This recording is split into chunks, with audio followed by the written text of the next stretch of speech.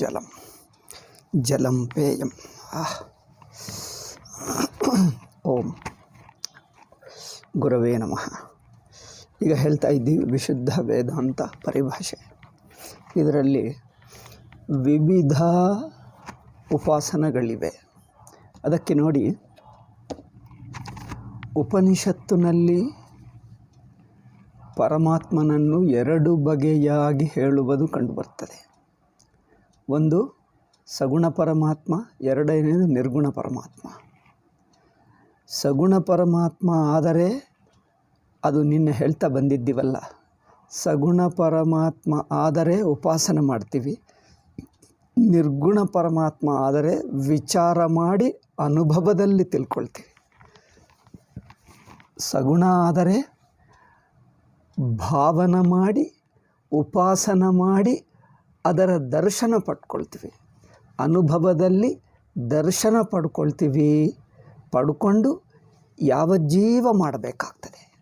ಉಪಾಸನದಲ್ಲಿ ಅನುಭವದಲ್ಲಿ ದರ್ಶನ ಪಟ್ಕೊಂಡು ಸಾಕ್ಷಾತ್ಕಾರ ಮಾಡಿಕೊಂಡು ಯಾವ ಸಾಕ್ಷಾತ್ಕಾರವಾದ ನಂತರನೂ ಯಾವ ಜೀವ ಉಪಾಸನ ಮಾಡ್ತಲೇ ಇದ್ದು ಕೊನೆಯ ಸಮಯ ಯಾವ ಸಂಸ್ಕಾರ ಉಳಿಯುತ್ತದೋ, ಯಾವ ದರ್ಶನ, ಆ ದರ್ಶನಕ್ಕೆ ಅನುಗುಣವಾಗಿ ಸತ್ತ ನಂತರ ಅದೇ ಲೋಕಕ್ಕೆ ಹೋಗಿ ಆ ದೇವತಾ ರೂಪನಾಗುತ್ತಾನೆ.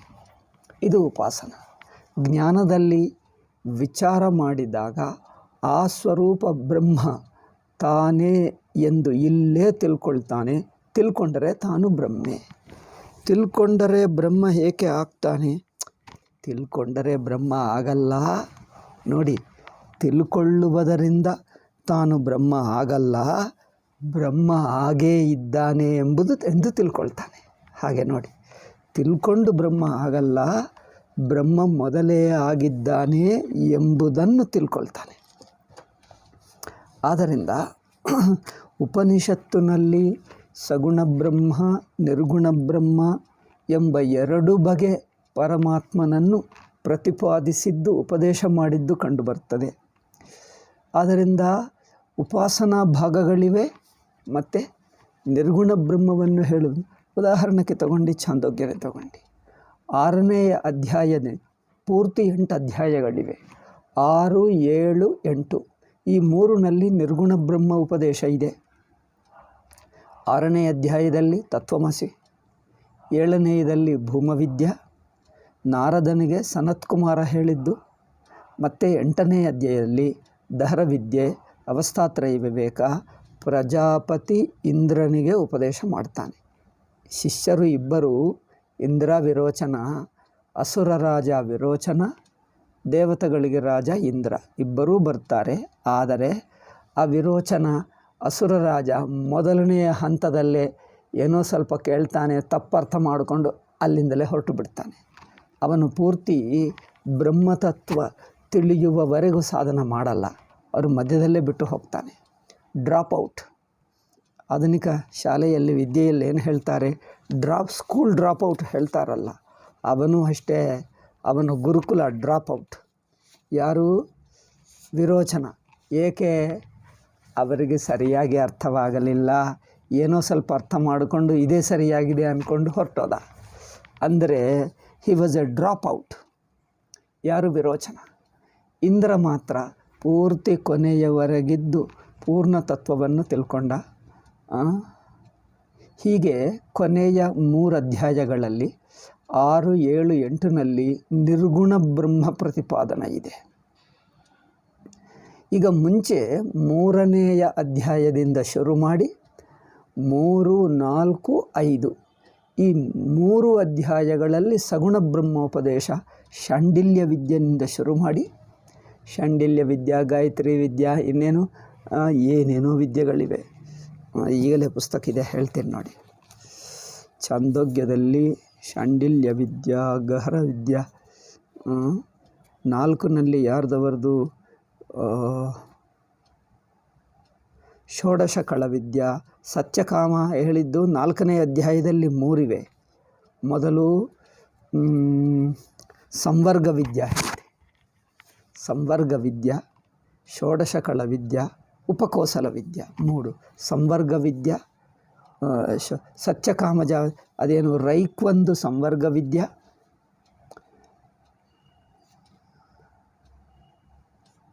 ಜಾನಶ್ರುತಿ ಅಂದರೆ ಜಾನಶ್ರುತಿ ರೈಕ್ವ ಮಧ್ಯ ಸಂಭಾಷಣೆ. 2ನೇದು ಸತ್ಯಕಾಮ. ಸತ್ಯಕಾಮ ಇನ್ನು ಯಾರು ಗುರುಗಳು?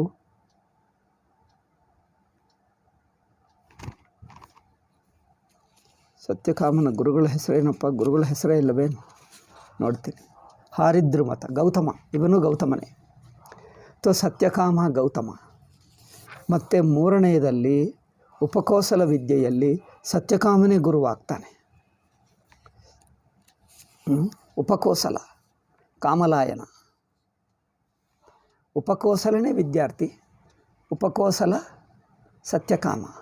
ಹೀಗೆ 4ನೇ ಅಧ್ಯಾಯದಲ್ಲಿ 3 ಇವೆ, 5ನೇ ಅಧ್ಯಾಯದಲ್ಲಿ 3 ಇವೆ, ಹೀಗೆ 3 3 6, 7 8, ಇಲ್ಲೇ 8 ಆಯಿತು. ಮತ್ತು 8ನೇ ಅಧ್ಯಾಯದಲ್ಲಿ ಇನ್ನೊಂದಿದೆ, ಅಲ್ಲೊಂದು 8 9 ಆಗಿಬಿಟ್ಟಿದೆ. ಹೀಗೆ ಬೃಹದಾರಣ್ಯಕದಲ್ಲಿ ಕೆಲವು ಉಪಾಸನಗಳಿವೆ, ಹಾಗೆ ತೈತ್ತರೀಯದಲ್ಲಿದೆ. ಅಲ್ಲಲ್ಲಿ ಕೆಲವು ಸಗುಣ ಬ್ರಹ್ಮದ ಉಪಾಸನಗಳು ಸುಮಾರು ಒಂದು 20 ಆಗುತ್ತವೆ. ಪೌರಾಣಿಕ ಉಪಾಸನಗಳು ಇವೆ, ರಾಮ, ಕೃಷ್ಣ, ಶಿವ, ದೇವಿ, ಲಲಿತಾ ಮುಂತಾದ. ಅದರಿಂದ ಸಗುಣ ಬ್ರಹ್ಮವನ್ನು ಉಪಾಸನ ಮಾಡಿದ್ದರೆ ಲೋಕಪ್ರಾಪ್ತಿ ಆಗುತ್ತದೆ. ಅಂದರೆ ಇಡೀ ಜೀವನ ಮಾಡಬೇಕು, ಅದು ಒಂದು ತಪಸ್ಸೆ, ದೊಡ್ಡ ತಪಸ್ಸೆ. ಇಲ್ಲಿ ಪ್ರಶ್ನೆ ಏನೆಂದರೆ, ಅನೇಕ ಉಪಾಸನಗಳು ಈಗ ನಿರ್ಗುಣ ಬ್ರಹ್ಮದಲ್ಲಿ ನೋಡಿ, ನಿರ್ಗುಣ ಬ್ರಹ್ಮದಲ್ಲಿ ಎಲ್ಲ ಹೇಳಿದ್ದು ಒಂದೇ ಪರಮಾತ್ಮ. ಇದೊಂದು ವಿಚಿತ್ರ ನೋಡಿ, ಸಗುಣ ಬ್ರಹ್ಮದಲ್ಲಿ ಅನೇಕ ಉಪಾಸನಗಳಿವೆ. ನಿರ್ಗುಣ ಬ್ರಹ್ಮ ಉಪದೇಶ ಎಲ್ಲೆಲ್ಲಿ ಹೇಳಿದೆಯೋ ಅವುಗಳನ್ನು ಅನೇಕ ಜ್ಞಾನಗಳು ಎಂದು ಹೇಳಲ್ಲ. ಓಕೆ, ಅನೇಕ ಜ್ಞಾನಗಳು ಎಂದು ಹೇಳಲ್ಲ. ಸಗುಣ ಬ್ರಹ್ಮದಲ್ಲಿ ಸುಮಾರು 20-25 ಉಪಾಸನಗಳಿದ್ದರೆ ಅಲ್ಲಿ ಅನೇಕ ಉಪಾಸನಗಳಿವೆ ಎಂದು ಹೇಳ್ತೀವಿ. ನಿರ್ಗುಣ ಬ್ರಹ್ಮಕ್ಕೆ ಅನೇಕ ಉಪನಿಷತ್ತುಗಳಲ್ಲಿ ಅನೇಕ ಕಡೆ ಉಪದೇಶ ಮಾಡಿದ್ದಿದೆಲ್ಲ, ಅವುಗಳನ್ನು ಅನೇಕ ಪ್ರಕ್ರಿಯೆಗಳು ಹೇಳ್ತೀವಿ ಹೊರತು ಅನೇಕ ಬ್ರಹ್ಮಗಳು, ಅನೇಕ ಜ್ಞಾನಗಳು, ಅನೇಕ ತತ್ವಜ್ಞಾನಗಳು ಎಂದು ಹೇಳಲ್ಲ. ಛಾಂದೋಗ್ಯ 6ನೇ ಅಧ್ಯಾಯದಲ್ಲಿ ತತ್ವಮಸಿ ಸದ್ಬ್ರಹ್ಮ, ತತ್ವಮಸಿ ಎಂದು ಹೇಳಿದ್ದಿದೆ. ಮತ್ತು 7ನಲ್ಲಿ ಭೂಮವಿದ್ಯಾ ಎಂದು ಹೇಳಿದ್ದಿದೆ.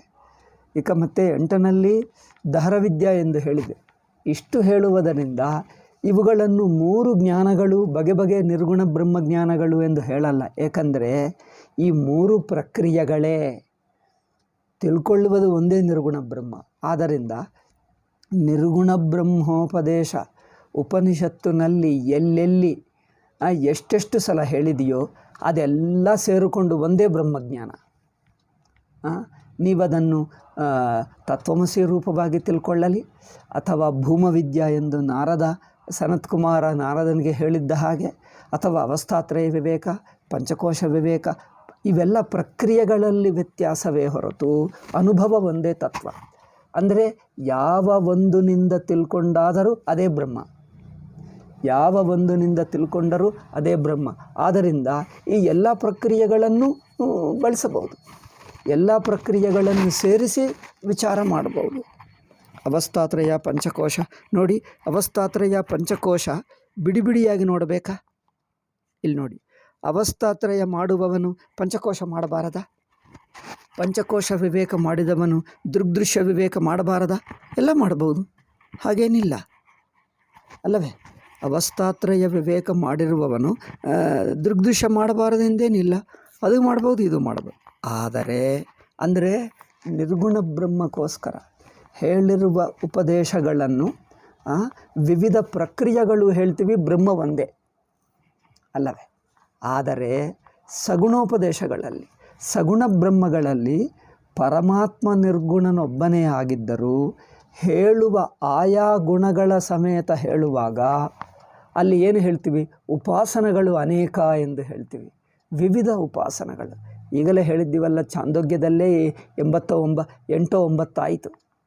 ಹಾಗೆ ಬೇರೆ ಕಡೆನೂ ಇವೆ, ತೈತ್ತರೀಯದಲ್ಲಿವೆ, ಮತ್ತು ಎಲ್ಲಿ ಎಲ್ಲ ಕಡೆ ಇವೆ. ನಾನೆಲ್ಲ ಒಂದು ಕಡೆ ಬರೆದಿಟ್ಕೊಂಡೆ, ಆ ಪುಸ್ತಕ ಮಾಡ್ತಾ ಇದ್ದೀನಿ. ಮತ್ತೆ ಯಾವಾಗ ಆಗ್ತದೋ ಆಗ್ತದೆ. ಅದು ಶುರು ಮಾಡಿಬಿಟ್ರೆ ಅನೇಕ ದಿವಸ ತಗೊಳ್ತದೆ. ಮುಂಡಮಾಂಡೂಕ್ಯ ತೈತ್ತರೀಯದಲ್ಲಿ ಅದೊಂದು ಹೆಸರು ಮರೆತು ಹೋದೆ. ಅದಕ್ಕೆ ಏನು ಹೇಳ್ತಾನೆ, ನನ್ನ ಯಶೋಂತರ ಹೃದಯ ವ್ಯಾಹೃತ್ಯುಪಾಸನ, ಈಗ ಗೊತ್ತಾಯಿತು. ಅದಕ್ಕೆ ವ್ಯಾಹೃತ್ಯುಪಾಸನ ಎಂದು ಹೇಳ್ತಾರೆ.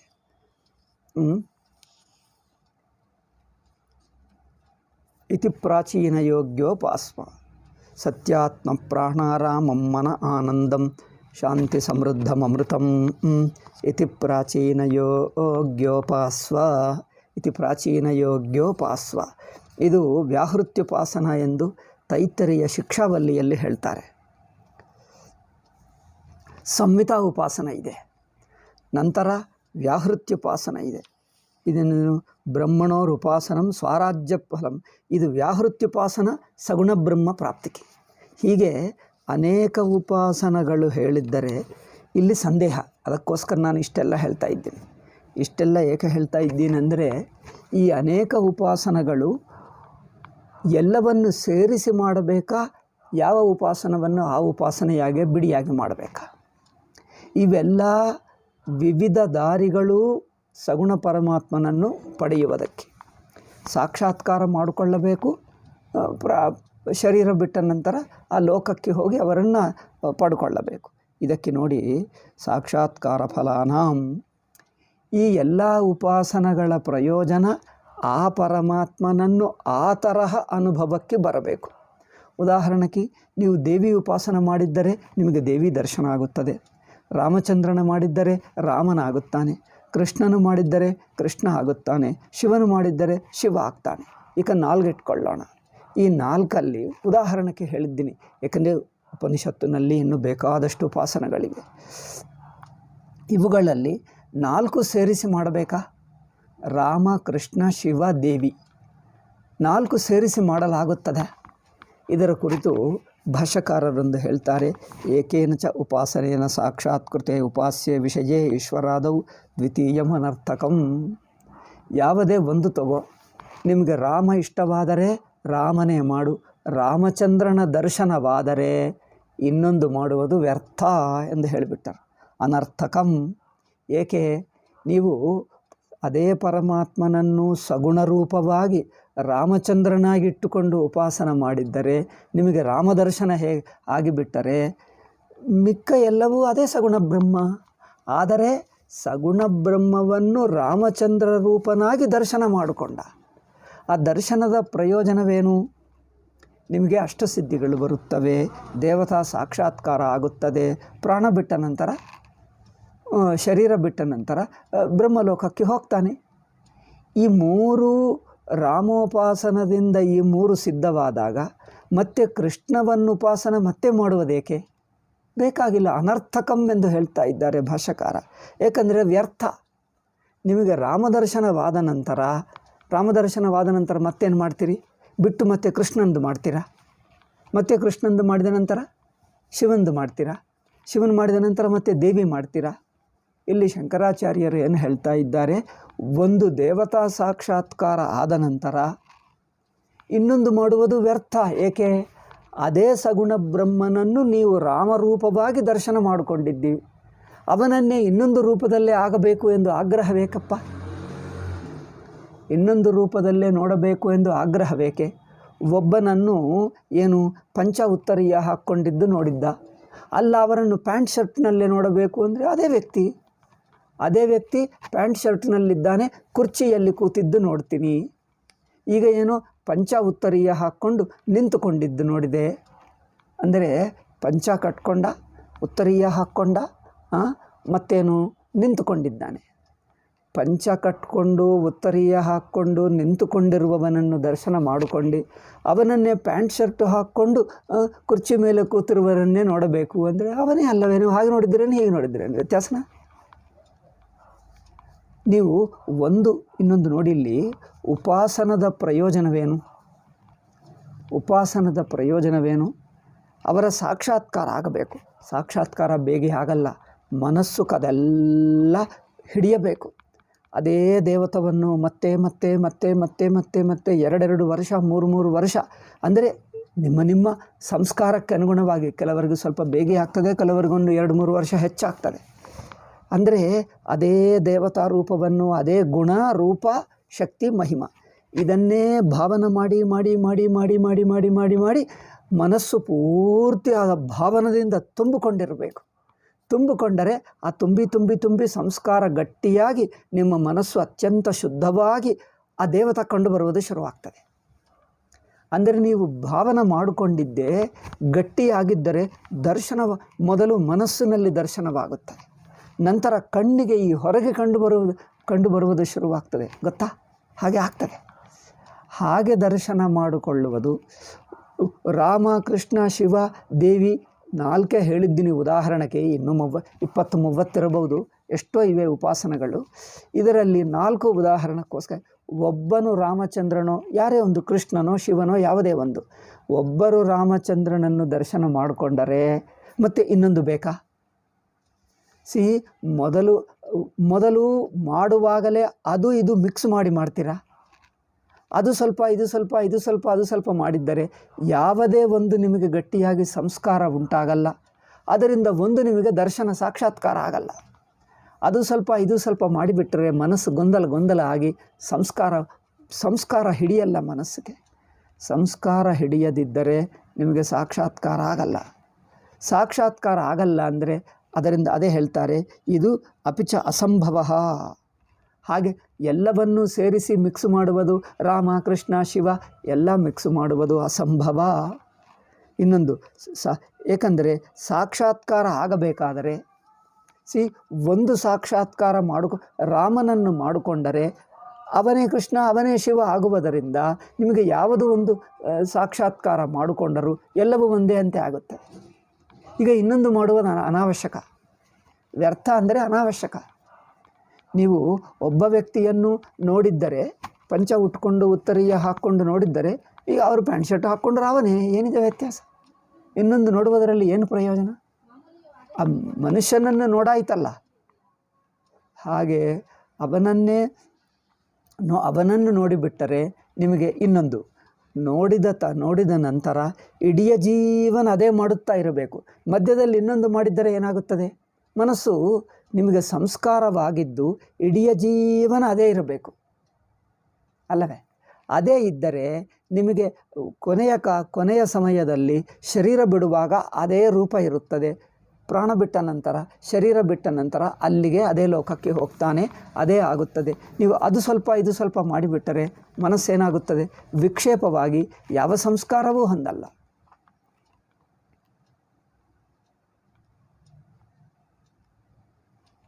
ಈಗ ಸಾಧನ ಕಾಲದಲ್ಲೇ 2-3 ಸೇರಿಸ್ತೀನಿ ಅಂದರೆ ಮನಸ್ಸು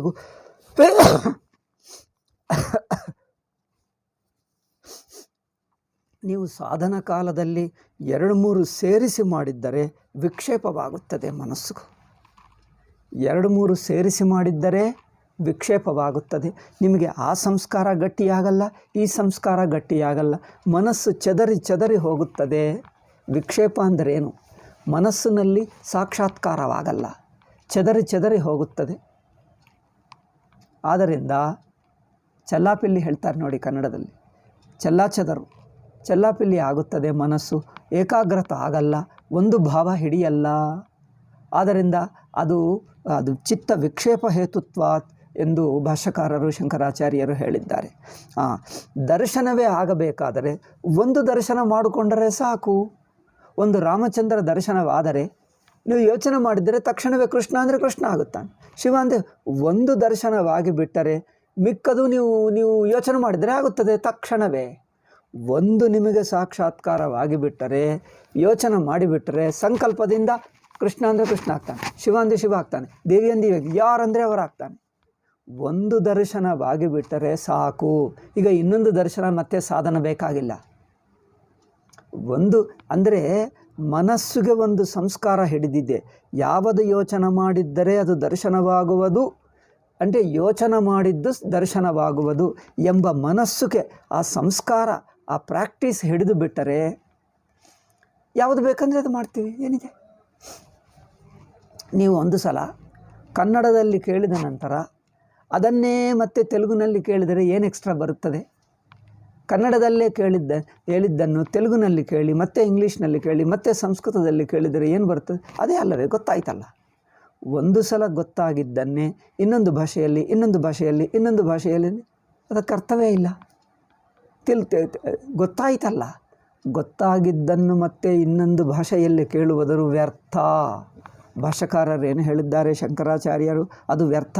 ಏಕೆ ಅಂದರೆ ನೀವು ಒಂದು ಭಾಷೆಯಲ್ಲಿ ಚೆನ್ನಾಗಿ ಅರ್ಥ ಮಾಡಿಕೊಂಡಿದ್ದನ್ನು ಇನ್ನೊಂದು ಭಾಷೆಯಲ್ಲಿ ಹೇಳುವುದಂದರೆ ಮೊದಲೇ ಗೊತ್ತಿದೆ, ಆಯಿತು ಅಂದು ಇನ್ನೊಂದು ಭಾಷೆ ಹೇಳ್ತಾನೆ, ಏನಾಗಲ್ಲ. ಅದರಿಂದ ಏನಾಗುತ್ತದ ಪ್ರಯೋಜನ? ಆದ್ದರಿಂದ ನಿಮಗೆ ರಾಮ, ಕೃಷ್ಣ, ಶಿವ, ದೇವಿ ಯಾವುದೇ ಒಂದು ದರ್ಶನವಾಗಿ ಬಿಟ್ಟರೆ ಮನಸ್ಸುಗೂ ಒಂದು ಸಂಸ್ಕಾರ ಗಟ್ಟಿ ಆಗ್ತದೆ. ಆ ಸಂಸ್ಕಾರ ಗಟ್ಟಿ ಆದ ನಂತರ ಸಂಕಲ್ಪ ಮಾಡಿದರೆ ಇನ್ನೊಂದು ರೂಪ. ಯಾವ ರೂಪ ಅಂದರೆ ಅದರ ಸಂಕಲ್ಪ ಮಾಡಿದರೆ ಆಗಿಬಿಡ್ತದೆ. ಕೆಲವರು ಹೇಳ್ತಾರೆ, ಒಂದು ದೇವತಾ ಸಾಕ್ಷಾತ್ಕಾರ ಮಾಡಿಕೊಂಡ ನಂತರ ಇನ್ನೊಂದು ಸಾಧನ ಮಾಡಿ ಸಾಧನ ಮಾಡುವುದೇನಪ್ಪ? ಜನರನ್ನು ಹುಚ್ಚು ಮಾಡ್ತಾ ಇದ್ದಾರೆ. ಹೀಗೆ ಮಾತಾಡುವವರು ಒಬ್ಬರಂತೆ ಅವರ ಗುರುಗಳು ಒಂದು ದೇವತಾ ಸಾಕ್ಷಾತ್ಕಾರ ಮಾಡಿಕೊಂಡ ನಂತರ ರಾಮನನ್ನು ಮಾಡಿಕೊಂಡ ನಂತರ ಮತ್ತು ಕೃಷ್ಣ ಸಾಧನ ಮಾಡಿದ್ದನಂತೆ, ಕೃಷ್ಣ ಮಾಡಿದ ನಂತರ ಮತ್ತು ಶಿವ ಸಾಧನ ಮಾಡಿದ್ದನಂತೆ, ಅದು ಮಾಡಿದ ನಂತರ ಮತ್ತು ದೇವಿ ಸಾಧನ ಮಾಡಿದನಂತೆ, ಅದು ಮಾಡಿದ ನಂತರ ಇಸ್ಲಾಂ ಸಾಧನ ಮಾಡಿದನಂತೆ, ಮತ್ತು ಕ್ರಿಸ್ತ ಸಾಧನ ಮಾಡಿ. ಇದೆಲ್ಲ ಹುಚ್ಚು ಮಾತಕ್ಕೆ ಅರ್ಥ ಇದೆ? ಅರ್ಥವಿಲ್ಲದೆ ಮಾತು. ಏಕೆಂದರೆ ನಿಮಗೆ ಒಂದು ದೇವತಾ ಸಾಕ್ಷಾತ್ಕಾರವಾದರೆ ಮನಸ್ಸುಗೂ ಒಂದು ಸಂಕಲ್ಪ ಶಕ್ತಿ ಬರುತ್ತದೆ. ಮನಸ್ಸುಗೂ ಆ ದೇವತಾ ಅನುಗ್ರಹದಿಂದ ನಿಮ್ಮ ಮನಸ್ಸು ಆ ದೇವತಾ ರೂಪ, ದೇವತಾ ಗುಣ, ದೇವತಾ ಮಹಿಮೆಯನ್ನು ಪಡ್ಕೊಂಡು ಬಿಡ್ತದೆ. ನಿಮ್ಮ ಮನಸ್ಸು ಆ ದೇವತಾ ಸ್ವರೂಪವಾಗಿ ಬಿಡ್ತದೆ. ಅಂದರೆ ಅದಕ್ಕೆ ಅಷ್ಟಸಿದ್ಧಿಗಳು ಬಂದು ಬಿಡುತ್ತವೆ. ಸಂಕಲ್ಪ ಮಾತ್ರೇಣ ಸಮುತ್ತಿಷ್ಠಂತಿ ಛಾಂದೋಗ್ಯ ಹೇಳ್ತದೆ. ಯಾವುದು ಸಂಕಲ್ಪ ಮಾಡಿದ್ದರೆ ಅದು ದರ್ಶನ ಆಗೇ ಬಿಡ್ತದೆ. ನಿಮಗೆ ಒಂದು ಸಂಕಲ್ಪ ಮಾಡಿದ್ದರೆ, ಯಾವುದು ಸಂಕಲ್ಪ ಮಾಡಿದ್ದರೆ ಅದೇ ದರ್ಶನವಾಗುತ್ತದೆ. ಅಂದರೆ ಹೀಗೆ ಯೋಚನೆ ಮಾಡು, ಅದು ಬಂದುಬಿಟ್ಟಿತು, ಇನ್ನೊಂದು ಯೋಚನೆ ಮಾಡು, ಅದು ಬಂದುಬಿಟ್ಟು, ಅಂದರೆ ಯಾವುದು ಯೋಚನೆ ಮಾಡಿದ್ದರೆ ಅದು ಕಂಡು ಬರುವುದೇ ಶುರುವಾಗ್ತದೆ. ಅಂದರೆ ಯಾವುದು ಯೋಚನೆ ಮಾಡಿದ್ದರೆ ಅದು ದರ್ಶನವಾಗುವುದೆಂಬ ಸಾಮರ್ಥ್ಯ ಬೆಳೆದು ಬಿಟ್ಟರೆ ಯಾವುದಾದರೂ ಕ್ಷಣದಲ್ಲೇ ಆಗುತ್ತದೆ. ಮತ್ತೆ ಅದನ್ನು ಸಾಧನ ಮಾಡ್ತೀನಿ ಅಂದರೆ ಏನರ್ಥ? ಏನಪ್ಪ, ಒಂದು ನಿಮಗೆ ಅರ್ಥವಾಯಿತು.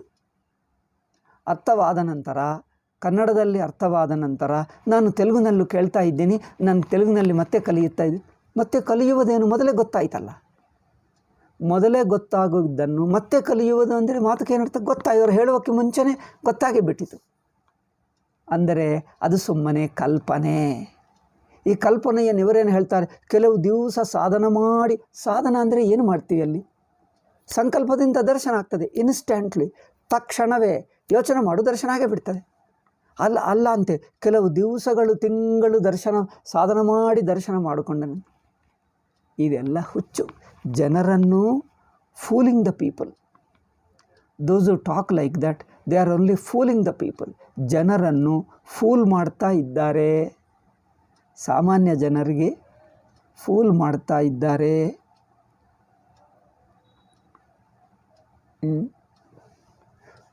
ಒಂದು ಶ್ಲೋಕ ಹೇಳ್ತೀನಿ ನೋಡಿ. ಒಂದು ಶ್ಲೋಕ ನೀವು ಕನ್ನಡದಲ್ಲಿ, ಶಾಂತಾಕಾರಂ ಭುಜಗಶಯನಂ ಪದ್ಮನಾಭಂ ಸುರೇಶಂ, ಈ ಶ್ಲೋಕವನ್ನು ಕನ್ನಡ ಲಿಪಿಯಲ್ಲಿ ಬರ್ಕೊಂಡು ನೀವು ಓದಿದ್ದೀರಿ. ಆಯ್ತಪ್ಪ, ಈಗ ತೆಲುಗು ಲಿಪಿಯಲ್ಲಿ ಬರ್ಕೊಂಡು ಓದುವುದು ಅಭ್ಯಾಸ ಮಾಡ್ತೀನಿ ಅಂದರೆ ಶ್ಲೋಕ ಮೊದಲೇ ಗೊತ್ತಾಯ್ತಲ್ಲ.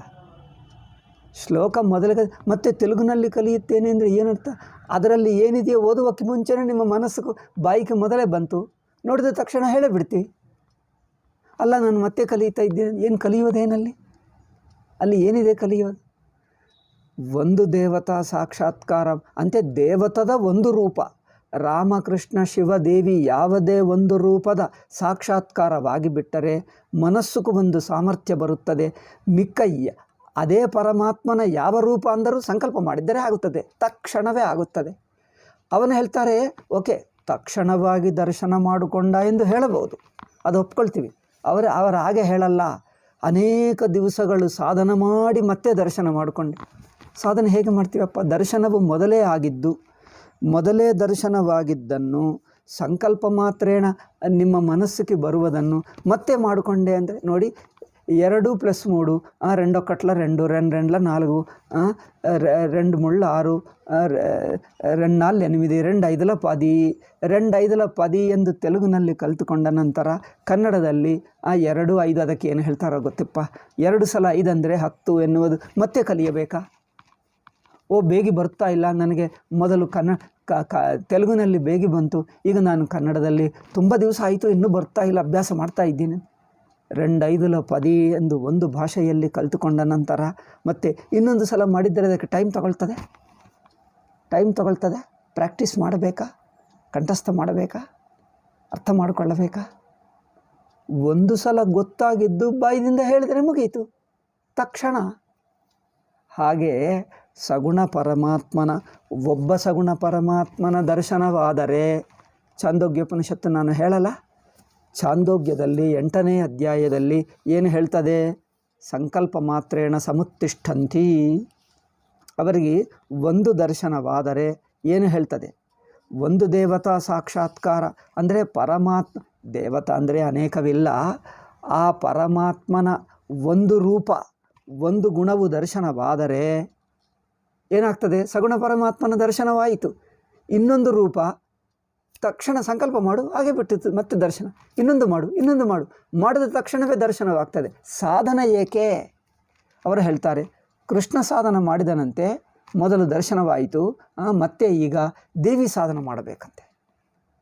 ದೇವಿ ಸಾಧನ ತುಂಬ ದಿವಸ ಮಾಡಿ ದರ್ಶನ. ತುಂಬ ದಿವಸ ಏಕಪ್ಪ? ಕ್ಷಣ ಮಾತ್ರದಲ್ಲಿ, ಏಕೆಂದರೆ ಮೊದಲೇ ಆಯ್ತಲ್ಲ. ಕೃಷ್ಣ ದೇವಿ 2 ಬೇರೆ? ಕೃಷ್ಣ ಬೇರೆ, ದೇವಿ ಬೇರೆನಾ? ಕೃಷ್ಣನೇ ದೇವಿ ರೂಪ,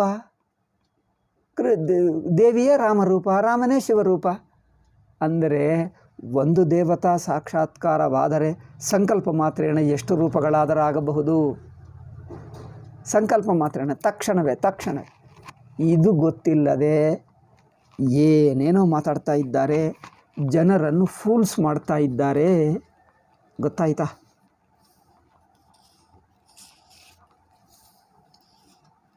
ಹೇಳ್ತೀನಿ ನೋಡು.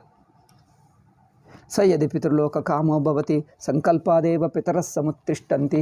ಅವನಿಗೆ ಬ್ರಹ್ಮಲೋಕ ಪ್ರಾಪ್ತಿಗೋಸ್ಕರ ಅಹಂಗ್ರಹೋಪಾಸನ ಅಂದರೆ ವಿಶ್ವರೂಪೋಪಾಸನ ಮಾಡಿ ಒಂದು ದೇವತಾ ದರ್ಶನ ಮಾಡಿಕೊಂಡರೆ ಅವರಿಗೆ ಏನಾಗುತ್ತದೋ ಗೊತ್ತಾ?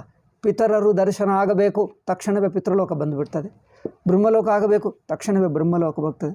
ತಕ್ಷಣವೇ ಮನುಷ್ಯಲೋಕ, ಸಂಕಲ್ಪ ಮಾಡಿದ ತಕ್ಷಣವೇ ಆಗಿಬಿಡ್ತದೆ.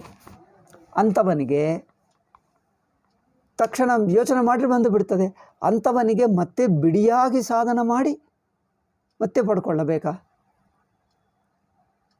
ಒಬ್ಬನು MA ಓದಿದ, ಮತ್ತೆ ನಾನು 5ನೇ ಕ್ಲಾಸ್ ಮತ್ತೆ ಓದ್ತಾ ಇದ್ದೀನಿ, ಮತ್ತೆ ಓದಬೇಕಾದೆಲ್ಲ ಮೊದಲೇ ಗೊತ್ತಾಯ್ತಲ್ಲ. ಆ ಪುಸ್ತಕ ನೋಡಿ ನೆನಪಿಸ್ಕೊಂಡ್ರೆ ಎಲ್ಲ ಬಂದೇ ಬಿಡ್ತದೆ.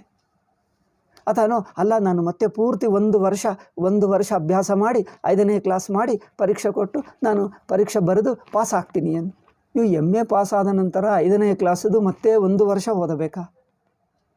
1 ವರ್ಷ ಓದಬೇಕಾ? ಪುಸ್ತಕ ನೋಡಿದರೆ ಎಲ್ಲ ಗೊತ್ತು, ನೋಡಿ ಏನೇನಿದೆ ಇದು ಹೇಳಿಬಿಡ್ತೀನಿ ಅಂತ ಹೇಳ್ತಾನೆ. ಪುಸ್ತಕ ನೋಡಿ ಹೇಳಿಬಿಡ್ತಾನೆ, ಏಕೆ ಮೊದಲೇ ಗೊತ್ತಾಯ್ತಲ್ಲ. ಇದು ಅವರಿಗೆ ಯಾವ ಲೋಕ ಬೇಕಂದರೆ ಸಂಕಲ್ಪಾದೇವ ಸಮುತ್ತಿಷ್ಠಂತಿ. ಸಂಕಲ್ಪಾದೇವ ಸಮುತ್ತಿಷ್ಠಂತಿ ಎಂಬ ಮಾತ ಅವರಿಗೆ ಅರ್ಥವಾಗಲಿಲ್ಲ.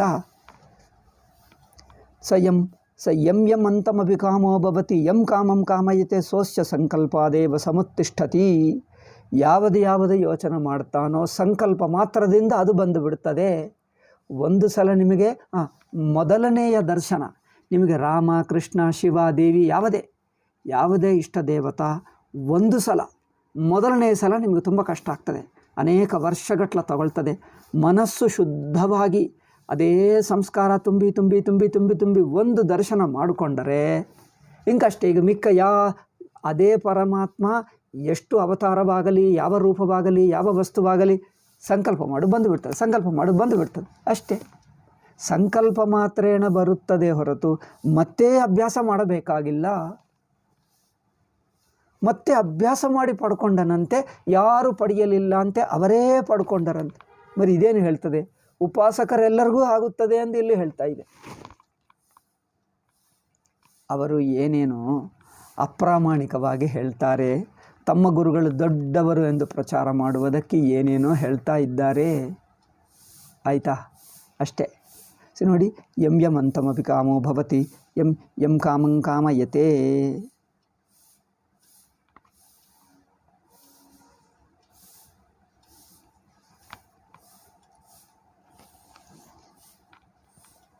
ಆದ್ದರಿಂದ ಇದೇ ಶಂಕರಾಚಾರ್ಯರು ಇಲ್ಲಿ ಹೇಳ್ತಾ ಇದ್ದಾರೆ ಏನಂದರೆ, ಒಂದು ಏಕೇನ ಚ ಉಪಾಸನೇನ ಸಾಕ್ಷಾತ್ಕೃತೆ, ಒಂದು ಉಪಾಸನ ಮಾಡಿ ಆಯಾ ದೇವತನನ್ನು ಆ ರೂಪದಲ್ಲಿ ಸಾಕ್ಷಾತ್ಕಾರ ಮಾಡಿಕೊಂಡರೆ ದ್ವಿತೀಯಂ ಅನರ್ಥಕಂ, ಎರಡನೇದು ಮತ್ತೆ ಮಾಡುವುದು ಅನಾವಶ್ಯಕ. ಏಕೆ? ಸಗುಣ ಪರಮಾತ್ಮನ ಎಲ್ಲ ವಿಷಯಗಳು ಒಂದು ಸಾಕ್ಷಾತ್ಕಾರದಲ್ಲಿ ಎಲ್ಲವೂ ಬಂದುಬಿಡ್ತವೆ. ಓಕೆ, ಸಾಕ್ಷಾತ್ಕರಣಸ್ಯ ಸಮುಚ್ಚಯ ಪಕ್ಷ. ಓಕೆ, ಸಾಧನ ಕಾಲದಲ್ಲೇ ಎರಡೆರಡು ಮಾಡ್ತೀನಿ ಅಂದರೆ ಎರಡೆರಡು ಮೂರು ಅದು ಸ್ವಲ್ಪ ಇದು ಸ್ವಲ್ಪ ಮಾಡುವಕ್ಕೆ ಹೋದರೆ ಅದು ಆಗಲ್ಲ, ಇದು ಆಗಲ್ಲ, ಎಲ್ಲ ವಿಕ್ಷೇಪವಾಗಿಬಿಡ್ತದೆ. ಮನಸ್ಸು ಚೆಲ್ಲಾಪಿಲ್ಲಿಯಾಗಿ ಬಿಡ್ತದೆ. ಸಾಕ್ಷಾತ್ಕರಣ ಸಾಧ್ಯಂಚ ವಿದ್ಯಾಫಲಂ ದರ್ಶಯಂತಿ ಶ್ರುತಯ. ವೇದಗಳು ಅಥವಾ ಉಪನಿಷತ್ತು ಮಂತ್ರಗಳು ಏನು ಹೇಳುತ್ತಾ ಇವೆ ಅಂದರೆ, ಇದು ಪರೋಕ್ಷವಾಗಿ ಪಡೆಯುವುದಲ್ಲ, ಸ್ವರ್ಗವಾದರೆ ಅದು ಅನುಭವಕ್ಕೆ ಬರಲ್ಲ, ಅದು ಪರೋಕ್ಷವಾಗಿರುತ್ತದೆ. ಸ್ವರ್ಗವಾದರೆ ಅದು ಪರೋಕ್ಷವಾಗಿರುತ್ತದೆ, ಹೀಗೆ ದರ್ಶನವಾಗುವುದಿಲ್ಲ. ಸಾಕ್ಷಾತ್ಕರಣ ಸಾಧ್ಯಂಚ ವಿದ್ಯಾಫಲಂ ದರ್ಶಯಂತಿ ಶ್ರುತಯ ಯಸ್ಯಾಸದ್ದಾನ ವಿಚಿಕಿತ್ಸಾ ಅಸ್ತಿ. ಅದು ನೇರಾಗಿ ಸಾಕ್ಷಾತ್ಕಾರ ಮಾಡತಕ್ಕದ್ದೇ. ದೇವೋ ಭೂತ್ವ ದೇವಾನಪ್ಯೇತಿ ಬೃಹದಾರಣ್ಯಕ ಹೇಳ್ತದೆ. ಇತಿ ಚೈವ ಮಾಧ್ಯ ಸ್ಮೃತಯಶ್ಚ ಸದಾ ತದ್ಭಾವಭಾವಿತಃ. ಭಗವದ್ಗೀತಾ ಹೇಳ್ತಾ ಇದೆ, ಎಂದಿಗೂ ನಿರಂತರವಾಗಿ ಅದನ್ನೇ ಭಾವನೆ ಮಾಡುತ್ತಾ, ಅಂದರೆ ದರ್ಶನ ಮಾಡಿಕೊಂಡ ನಂತರ ಯಾವ ಜೀವ ಅದೇ ಮಾಡ್ತಾ ಇರುತ್ತಾನೆ.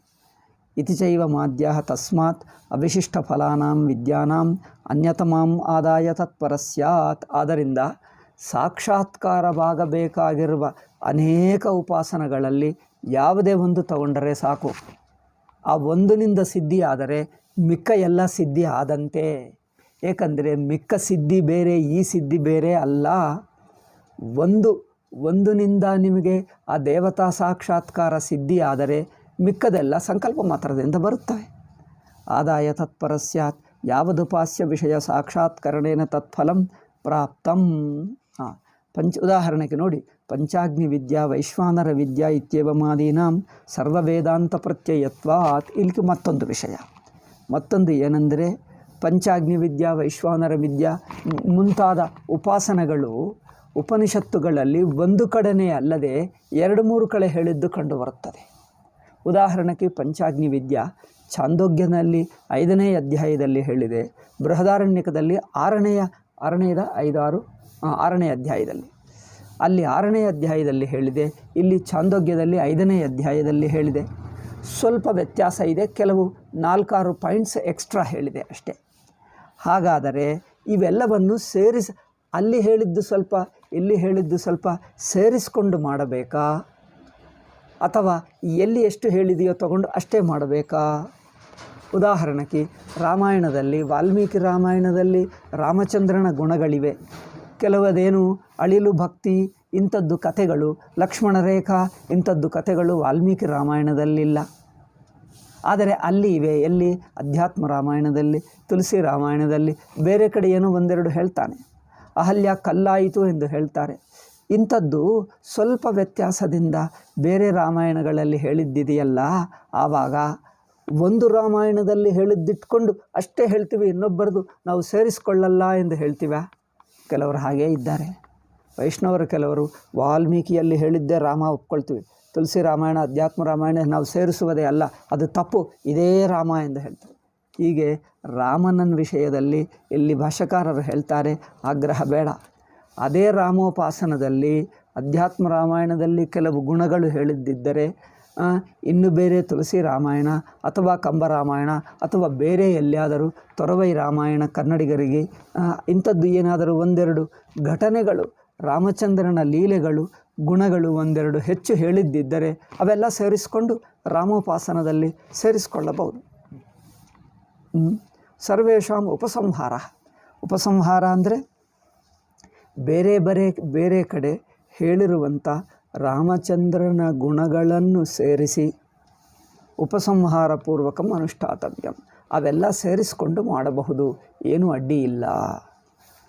ನತು ಕೇವಲಂ ಅಂದರೆ ಒಂದು ಕಡೆ ಹೇಳಿದ್ದು ವಾಲ್ಮೀಕಿ ರಾಮಾಯಣದಲ್ಲೇ ಹೇಳಿದ್ದು ರಾಮ, ತುಳಸಿಯಲ್ಲಿ ಒಂದೆರಡು ಕೆಲವು ಘಟನೆಗಳು ಕೆಲವು ಲೀಲೆಗಳು ಹೆಚ್ಚು ಹೇಳಿದ್ದಾನೆ. ಮತ್ತು ಇನ್ನು ಯಾವುದೋ ಅಧ್ಯಾತ್ಮ ರಾಮಾಯಣದಲ್ಲಿ ಅದೆಲ್ಲ ಸೇರಿಸಬಾರದೆಲ್ಲ. ಏಕೆ? ಒಂದೇ ರಾಮ ಒಂದೇ ಉಪಾಸನಕ್ಕೆ ಸೇರಿದ್ದೆಲ್ಲ ಒಟ್ಟಿಗೆ ಸೇರಿಸಿದ್ದರೆ ನಿಮಗೆ ವಿಕ್ಷೇಪವಾಗಲ್ಲ. ಓಕೆ. ಏಕಶ್ರುತ ಏವ ಗುಣಃ ಉಪಯೋಕ್ತವ್ಯಾಃ, ಇದನ್ನೇ ಭಾಷ್ಯಕಾರರು ಹೇಳ್ತಾರೆ. ಸ್ಥಿತೇ ಚ ಐವಂ ಸರ್ವವೇದಾಂತ ಪ್ರತ್ಯಯತ್ವೇ ಸರ್ವವಿಜ್ಞಾನಾನಾಂ ಅನ್ಯತ್ರೋದಿತಾನಾಂ ವಿಜ್ಞಾನಗುಣಾನಾಂ ಅನ್ಯತ್ರಾಪಿ ಸಮಾನೇ ವಿಜ್ಞಾನೇ ಉಪಸಂಹಾರೋ ಭವತಿ. ಅದರಿಂದ ಒಂದು ಕಡೆ ಹೇಳಿರುವ ಗುಣಗಳು ಇನ್ನೊಂದು ಕಡೆ ಹೇಳಿರುವ ಗುಣಗಳು ಅವುಗಳು ಇವುಗಳು ಸೇರಿಸಿ ಮಾಡಬಹುದು. ಏಕೆಂದರೆ ಅರ್ಥಾಭೇದ, ಒಂದೇ ರಾಮನಿಗೆ ಸೇರಿರುವ ಗುಣಗಳಾಗುವುದರಿಂದ ಮನಸ್ಸುಕು ವಿಕ್ಷೇಪ ಮಾಡಲ್ಲ. ಒಂದೇ ರಾಮಚಂದ್ರನ ವಿವಿಧ ಗುಣಗಳು. ಯ ಏವ ಹಿ ತೇಷಾಂ ಗುಣಾನಾಂ ಏಕತ್ರ ಅರ್ಥೋ ವಿಶಿಷ್ಟ ವಿಜ್ಞಾನೋಪಕಾರಕಃ ಸ ಏವ ಅನ್ಯತ್ರಾಪಿ. ಒಂದು ಕಡೆ ಯಾವ ಪ್ರಯೋಜನವಿದೆಯೋ ಅದೇ ಇನ್ನೊಂದು ಕಡೆ ಹೇಳಿದೆ, ಅದು ಇದು ಸೇರಿಸಿದ್ದರೆ ಏನು ತೊಂದರೆ ಇಲ್ಲ. ಉಭಯತ್ರಾಪಿ ತದೈವೈಕಂ ವಿಜ್ಞಾನವು, ಉಪಾಸನ ಒಂದೇ, ಅದರಿಂದ ಸೇರಿಸಿಕೊಳ್ಳಬಹುದು ಎಂದು ಹೇಳ್ತಾರೆ. ಓಕೆ, ಇಷ್ಟರಿಂದ ಸಾಕು, ಟೈಮ್ ಆಯಿತು ನಮಗೆ. ಈಗ ಉಪಾಸನ ವಿಷಯ ಆಯಿತು. ಉಪಾಸನ ಕುರಿತು ಒಂದು ಚೂರು ಪಾಯಿಂಟ್ ಇದೆ, ಹೇಳಿಬಿಟ್ಟರೆ ಈಗ ನೆಕ್ಸ್ಟ್ ನಾವು ನಾಳೆ ಸ್ವಲ್ಪ ಉಪಾಸನ ಕುರಿತು ಹೇಳಿ ಈಗ ನಾವೀಗ ಜ್ಞಾನಕ್ಕೆ ಹೋಗೋಣ.